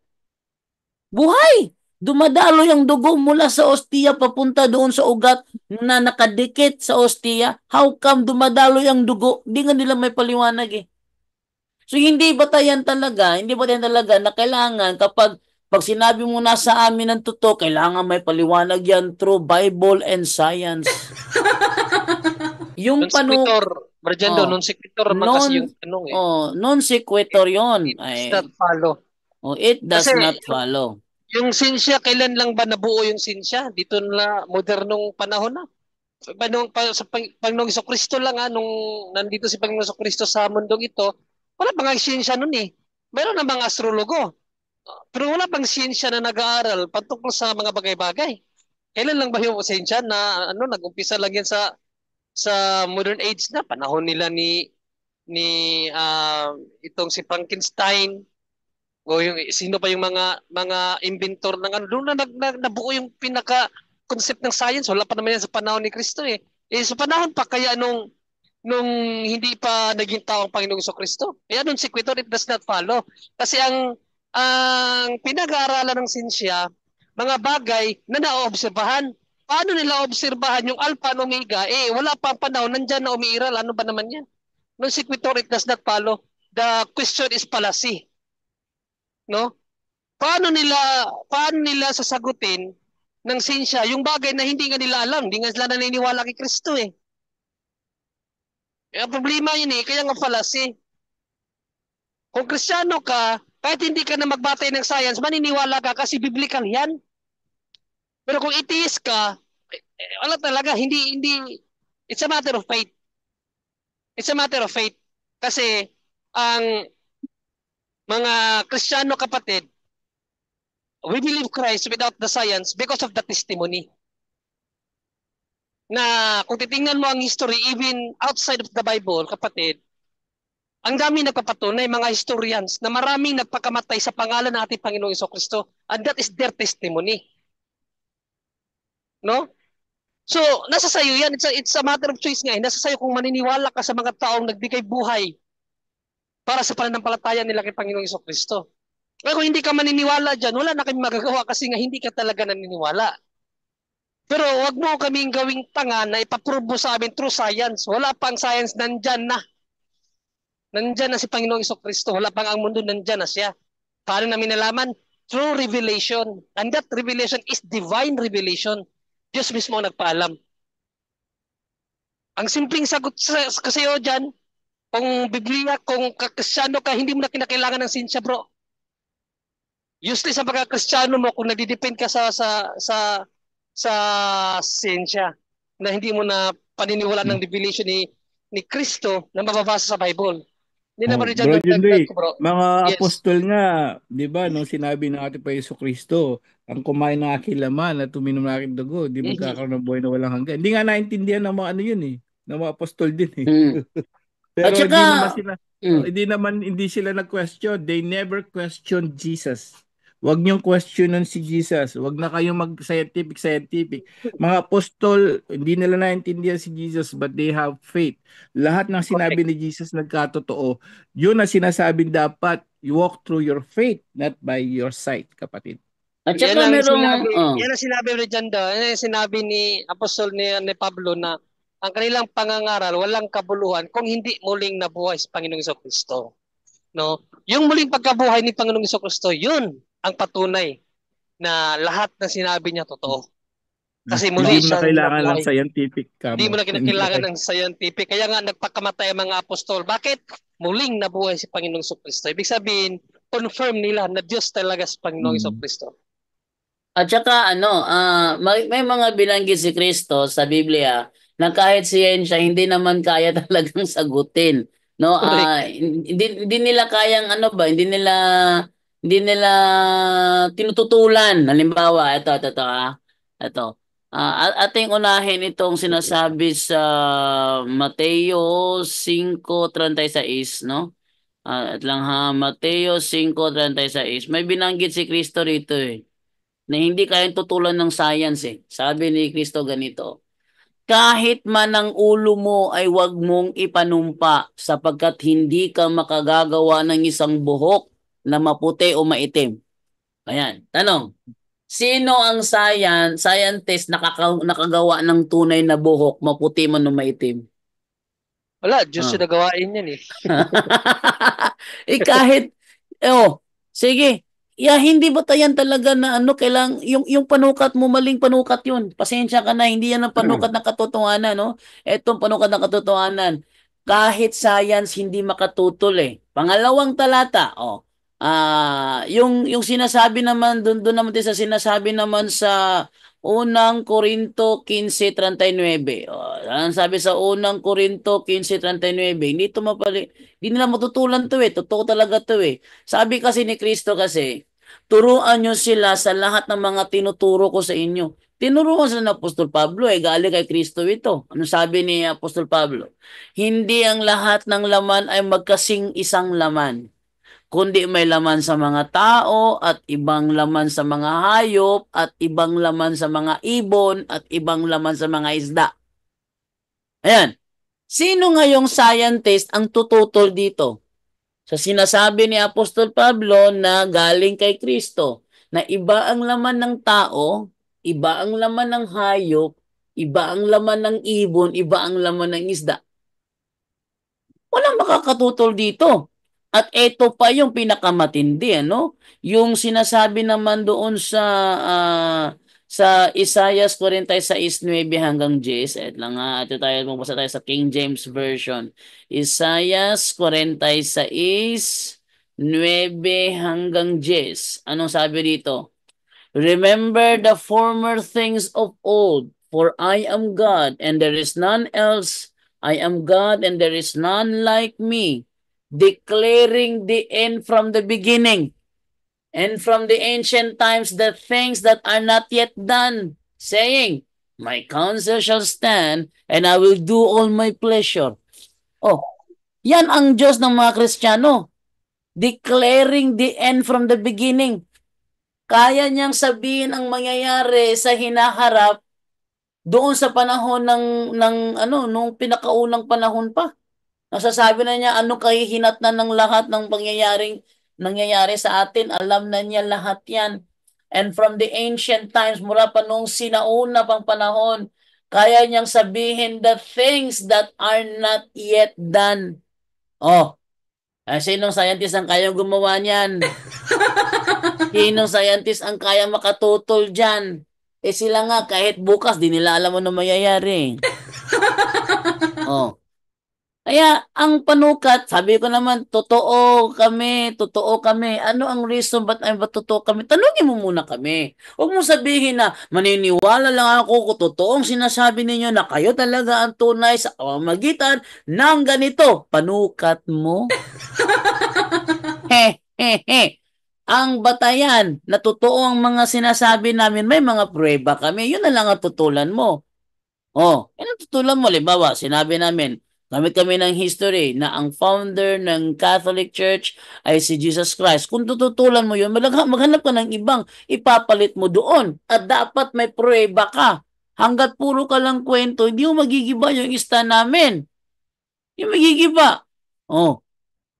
Yung iba naman, kumukontra, hindi naman talaga. Pag tinanong mo naman, kung hindi si Kristo ang founder ng Iglesia Katolika, sino? Sabi nila, objection moderator, hindi ko authority ang magsabi ng aking stand. Hindi ko... Pangalawang tanong, kung hindi si Apostol Pedro ang unang Santo Papa, sino? Yun. Hindi nila masagot din yun. Objection moderator, hindi... Wala akong authority na magpatunay ngayon kasi negative ako eh. Iba rin, sabi ng isang SDA. Sabi niya, patutunayan ko na ang Kristo na nagtatag ng Iglesia Katolika ay yung peking Kristo. Ha? Yung Kristong nagtatag ng Iglesia Katolika ay peking Kristo? Kayong patunayan yun? Sino kayang peking Kristong may tuturo niya na nagtayo ng Iglesia Katolika? Sinasabi, Jesus Christ. Sabi doon, the greatest legacy of Spain to the Filipino people is Christianity, most specifically the Roman Catholic religion. Strangely, this religion was Asian in origin, being founded by Jesus Christ. Sige nga, labas mo nga, sinong Jesus Christ ang peke? Kasi kung merong Jesus Christ na peke, labas mong tunay na pangalan yan. Halimbawa, may nagsabi, ako si Jesus Christ. Ako si Jesus Christ. Yung nahuli ng mga pulis, you cannot touch me. I am Jesus Christ. Nalala niyo yun? Yung inuli? You cannot touch me. You cannot put me to jail. I am Jesus Christ. Yung sinong sasabi ng ganon, may tunay na pangalan yun eh. Kasi peke siya. Meron din sa dapitan. Si Pilimon Riambonanza, nagpapakilala rin yun na reincarnation daw ni Jesus Christ. Anong tunay na pangalan niya? Filemon Riambonanza. Meron din doon sa Dipolog rin. Si Paulino Ungkuyagapay, nagkiklaim siya na siya ang reincarnation din ni Jesus Christ. Dami reincarnation ni Jesus Christ. So yung mga peking Jesus Christ na yan, may mga tunay na pangalan yan. Sasabihin ng mga Seventh-day Adventist, patutunayan ko na ang Katoliko ay founded ng peke na Kristo. Ibigay mo ang tunay na pangalan yan bago siya nag-claim na siya si Jesus Christ. Walang kakasa eh. Walang kumakasa ng mga SDA dyan. Sige, patunayan mo na ang Jesus Christ na founder ng Katoliko ay ibang Kristo.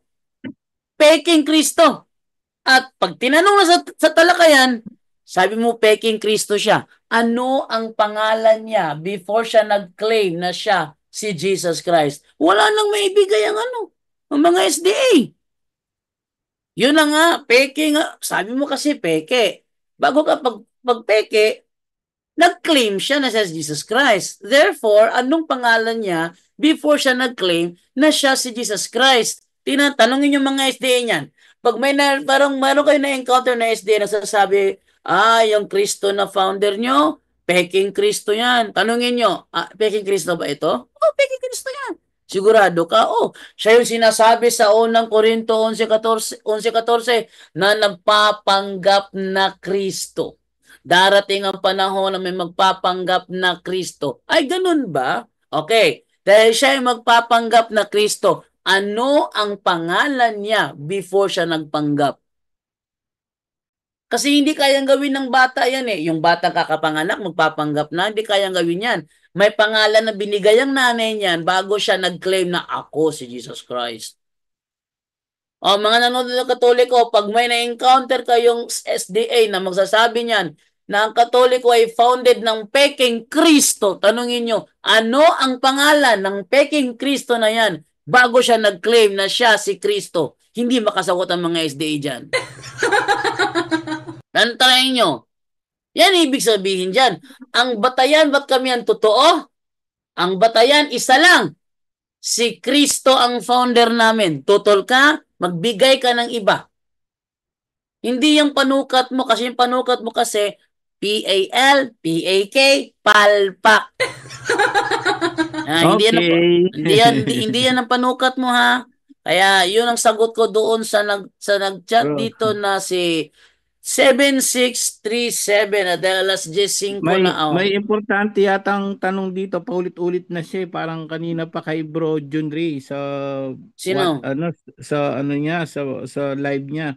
So tinitingnan ko yung comment, yung tanong, inuulit-ulit niya, parang importante, sabi niya, Bro JD, ayan. Pwede po Oh, ba maging paulit-ulit, baka mag-ano siya, baka magnininong to. Pwede ba daw maging ninong at mag-attend ng binyag sa ibang sekta? Bro JD daw. hindi pwede. Hindi pwede na magninong ka doon. Binasa na nga kanina ni Brother Angel eh. Hindi ka Mm. aaten sa ibang simbahan na nagpa-plot ng masama sa ating iglesia. Ibig sabihin, Amen. hindi ka aaten sa isang simbahan na nagtuturo na may kasamaan tayong ginagawa. Hindi naman kaya patunayan. Oh, Hindi, tsaka bawal na nga ang umaten, nagninong ka pa. nagninong ka pa. Wala naman silang ninong sa ibang sekta. Meron, Wala. meron daw. Meron, Meron. Sa born meron. again. Oo, sa born again meron. Ang ate ko nagninong dun sa kasal ng born again. Ay, gano'n. Meron Meron na palang sila. ninong ngayon Oo, ng sa born kasal again. nila. Hindi kasi kailangan sa ano yon, sa sponsor na tinatawag, no? Ah, Kailangan nila yung sponsor. adherence. Oo. Oo. Yung witness ba? Kailangan nila yon. So, ang kanino ba nanggaling yung mga style nila? Sa Catholic din. Gumagaya. Wala naman silang Ayun. ginaya eh. At sabi dito sa Directory for Principles and Norms of Ecumenism, um, mahabang explanation niya, no? Ibig sabihin dito, it is a Catholic understanding that godparents in a liturgical canonical sense should themselves be members of the Church of the Ecclesiastical Community. So ang sabi rito, kung ang Katoliko, sa atin naman sa Katoliko, yung kukunin mo dapat Katoliko rin. Bakit? Ang paliwanag ng simbahan diyan, kapag hindi yan Katoliko, anong ituturo niya sa faith sa bata? Bro Baka Angel, magba oh. kung meron silang ninong-ninang, saan yan mabasa sa Bible? Akala ko ba biblical kayo kamo? Saan ba Biblical mababasa pala sa kayo, ninyo? ha? Hindi pala pwede Ba't yung aral na wala sa Bible. Saan sa Bible na magkuha ng ninong at ninang? Sagot. ba't kailangan nyo pa yung kamo? At saan sa Bible, mababasa sa Bible Bible, na si Bible pastor alone, ay Bible alone lang uh, pala, ha? oh. At saan mababasa na sa Biblia na si pastor ay pwede magkasal? Yung pastor mong yung magkakasal sa iyo, saan mababasa sa Biblia na siya ang dapat magkasal? May tinanong kaming kapatid ni ano dito MCGA, di makasagot eh. Sa namin na-stress siya eh. Paano tinitira yung Katoliko? Yung kapatid nga ni Mrs., yung panganay. Yung una, inaano-ano niya yung Katoliko. No? O, sige. So nagtanong sa akin. O sige, pakitanong si Kuya.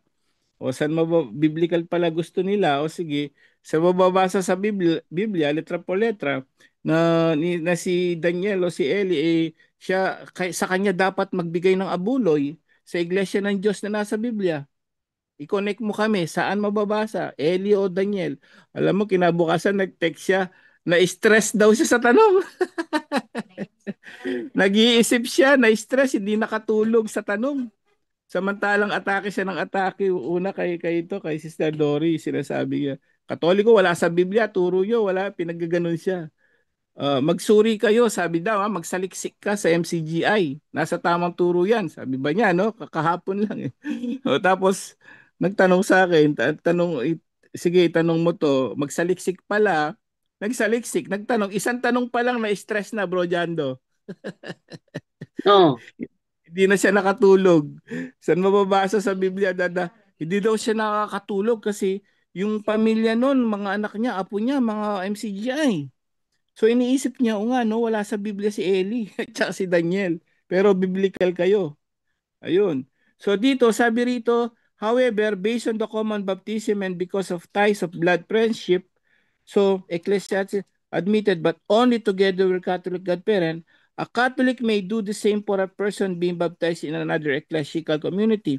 Ibig sabihin, kung ang Katoliko hindi tumatanggap ng hindi Katoliko, ganun din po ang Katoliko, bawal po tayong maging ninong sa binyag sa kasalman o sa binyag ng bata o kung ano man dyan, sa baptisiman o kasal, bawal po tayo magninong dyan dahil doon sa Code of Canon Law 1374. Bawal na bawal po kapatid. Ano ba pangalan nagtanong kanina? Kael Barbasoy. Kanina pa niya pinaulit-ulit. Mukhang hinahatak siya magninong at ninong. Bawal po kung Katoliko ka kapatid. Bawal na bawal po. Yan. Problema tayo pag tayo magsagawa, tanong kaagad sila, saan mababasa sa Biblia? Saan yung ginagawa nila na pag hindi ka nagbigay walang hiya ka. Pag tumanggi ka walang hiya ka. Saan sa Bible 'yon? Pakinggan natin para di sabihin baka sabihin ako pinagbibintangan ako rito. Ito, pakinggan nyo. Kung ang kapatid nagtitiwala sa mga aral, magbibigay higit sa makakaya niya. Kung ang kapatid nagtitiwala sa mga ngaral, magbibigay higit sa makakaya niya. Kalahin Grabe mahirap. yun bro Higit pa. Higit sa makakaya niya. Pakinggan Hindi lang natin. kaya niya. Higit. Higit. Pakinggan pa natin. Grabe. Sukdang ipangutang niya yan. Kahit na ipangutang pa niya, gagawa siya ng paraan. Lalo na pag lumalapit na sa kanya ng personal ang kanyang mga ngaral. Diba? Ikaw ang... Ha? Saan mababasa sa Biblia sinabi niya bro? This is loose. Mababasa ba sa Biblia yon? Ewan ko. Tuloy natin. Lapitan ka ng mga ngaral mo, personal, lapitan ka at kausapin ka. Hingang ka ng tulong. Kung ikaw ay sumasampalataya sa Diyos at nagtitiwala ka sa mga ngaral, tatanggihan mo? May nagagawa ka, tatanggihan mo? Pag tinanggihan mo, walang hiya ka. Ganun pala yun? Ganun pala magsalita yun? Di ba? Bait-bait niya sa TV si Luz. Narinig niyo? Balikan natin. Minura. Balikan natin. Kung ako, may nagagawa ka, tatanggihan mo? At nagtitiwala ka sa mga ngaral, tatanggihan mo? May nagagawa ka, tatanggihan mo? Pag tinanggihan mo, walang hiya ka. Sino yan ba dyan do? Yung taga-basa ni Bro Eli bro. Lagi sa TV. This is Luz. Pala yan. Yung basa sis Luz. Yung mga bawbok. Nakasalamin. Ito yung yung pagpaimbabaw ng mga tao. Tayo hindi pag-aasawa. Pero sabi ni Brother Gabriel de Guzman na sa kanila pinapractice din yung yung hindi pag-aasawa kaya si Sislos hanggang ngayon walang asawa. Okay. So alas 10. May nag-comment doon. Sis Esperanza, alam ko pwede magnino, wag ka na lang mag-attend. Sis, wag po tayo magturo ng ng Sis Esperanza, pakiusap lang po. Wag mo na lang i-text yung mga ganyan, ang turo na simbahan, doon tayo mag-focus. Alam ko pwede, sabi niya magnino. Pwede talaga yan sa kanila. Natural, pwede po sa pastor yan dahil kailangan niya ng pera, kailangan niya may bayad, kailangan ng kunuman. Pero yung Catholic, kung saan pwede kumita, Brother Angel, go. Sa protestante, pwede tanggap sila kahit sino. Kahit sino pang relihiyon, pwede nilang tanggapin. Pero tayo hindi pwede stricto po simbahan, Sis Esperanza. Wag po kayo magturo dito ng mga ganun na mga turo. Alam ko pwede, sabi niya. Saan mababasang pwede? Sige nga po, bigyan niyo kami. Binigyan na nga kita ng Code of Canon Law eh. Tapos sa ecumenism, ganun din sa batas ng Principles of Ecumenism. Bago 'yun, bagong-bago lang po ito. Ang sabi rito, bawal talaga. Sabi rito, Directory for Principles and Norms of Ecumenism. Catholic po ito, turo na simbahan. Bawal po talaga ang magninong, pwede ka lang umaten. So wag po tayo magturo na sasabihin niyo po pwede, lalo na Katoliko po tayo. Wag po, nakikiusap po tayo rito, no? Wag kayong mag-comment nang wala tayong batayan. Dito po may batayan lagi. Salamat po, Bro Jando. Yan, no? So, hanggang dito na lamang po tayo. Marami pa tayong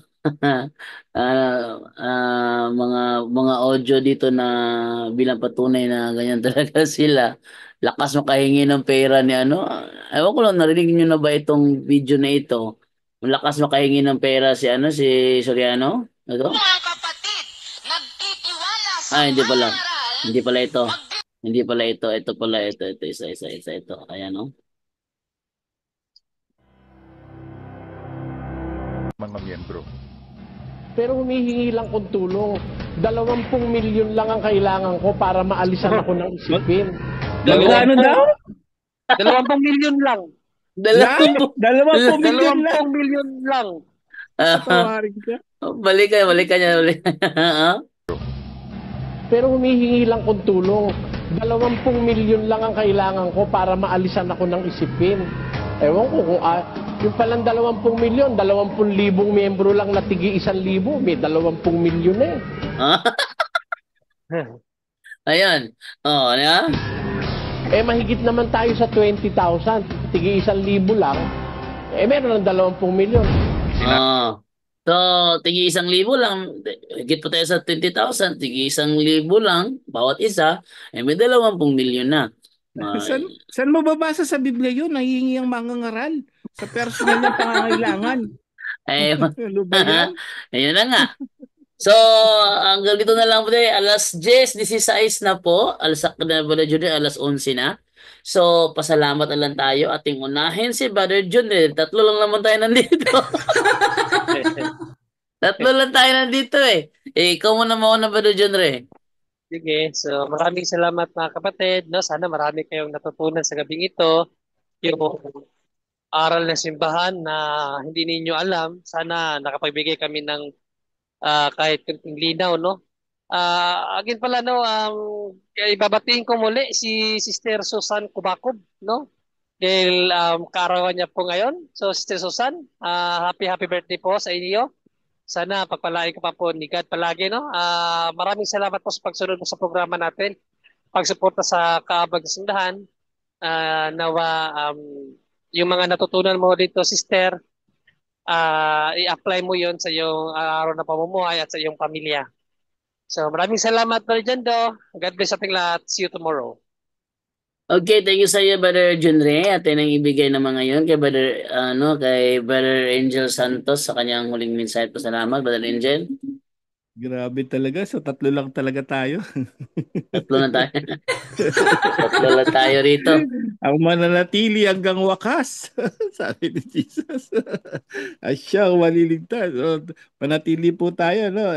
Ano na to? Till kingdom come na to. At doon natin makikita yung reward, no, sa afterlife. So muli, praise the Lord. Maraming salamat unang-una sa Diyos, sa kanyang lahat ang kaluwalhatian, kapurihan magpakailanman. Thank you, Father God. Thank you, Jesus. Thank you to the Holy Spirit, no? So paalala po sa lahat, no, marami pang aanihin, kukunti manggagawa. Tingnan niyo po yung mga aral at turo na simbahan. Di natin alam to. Hindi pala pwede magninong doon, no, di ba? Ay hindi pala ito pwede sa ganitong yung mga mixed marriage, dapat pala ganito. Napakaraming pa nating matututunan po sa turo na simbahan, ha. Hindi po turo ni Brother Jando, Brother Angel, Brother Junry. Turo na simbahan, kompleto po tayo, pinapakita natin sa screen. At huwag tayong gagawa ng sarili nating turo. That's another commandment sa inyo yun, but hindi turo sa simbahan.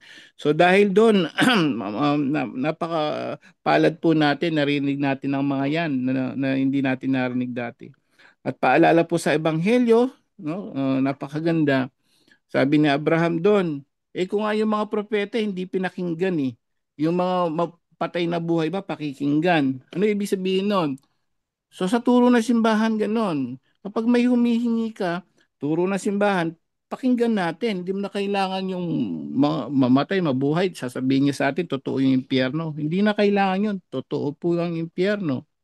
At sinabi yung batas na yun, pag sinabi niyang tumulong ka sa nangangailangan at may tutulong ka, hindi ka tumulong, ay may paglalagyan po tayo. Sa mga mahihirap naman, anumang mangyari, para parangalan ka ng Diyos, makarating ka sa langit, wag kang gagawa ng kasalanan para magkapera ka lang.